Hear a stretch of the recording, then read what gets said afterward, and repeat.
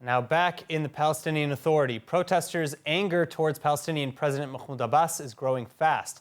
The demonstrations calling for Abbas's resignation erupting after a popular outspoken critic of the regime was killed in police custody. And the Palestinian Authority security forces, their subsequent crackdown on the protests only making things worse, amid reports of plainclothes officers slipping through the crowds to beat and intimidate both rally-goers and journalists alike.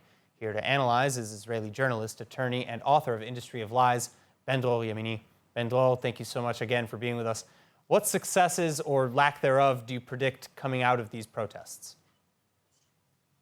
Well, we know how things begin. We have no idea how it's going to finish, to end.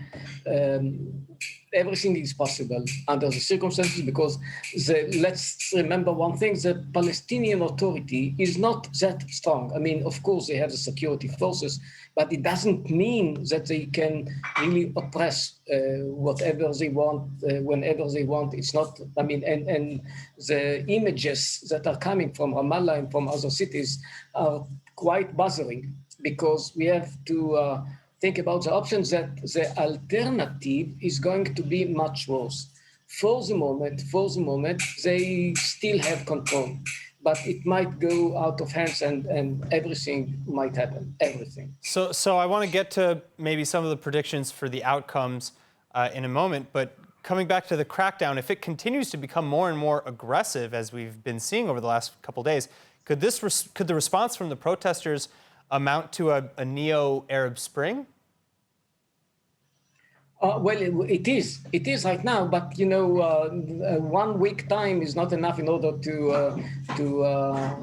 estimate if it's going to be like a new Arab Spring. And I think everyone remembers exactly what happened with the Arab Spring. The outcome is not so positive. So yes, it is the beginning of the Arab Spring, but maybe, just maybe, when people know exactly what it might lead to, and the meaning might be, for example, the Hamas rule over the West Bank, I'm not sure that that's exactly what people want.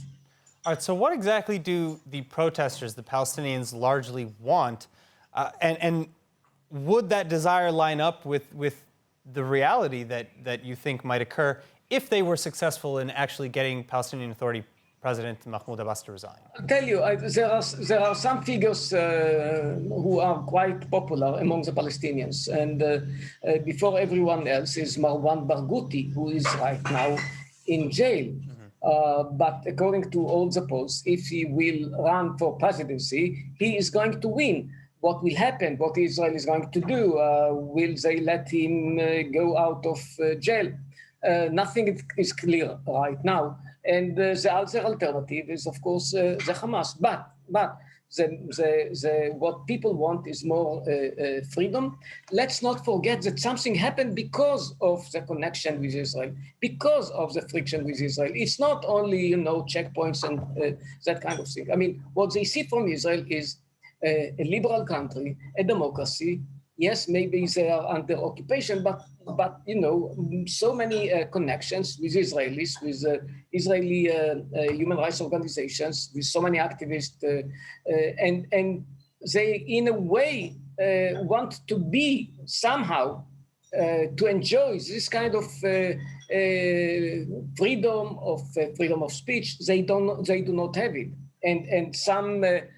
Kilometers from Ramallah, people are living freely and they can say whatever they want against the government. And they just saw what happened in Israel. I mean, in last election, I mean, the big Netanyahu, the strongest leader in the Middle East, he was removed from office. So they're inspired, really, in a sense.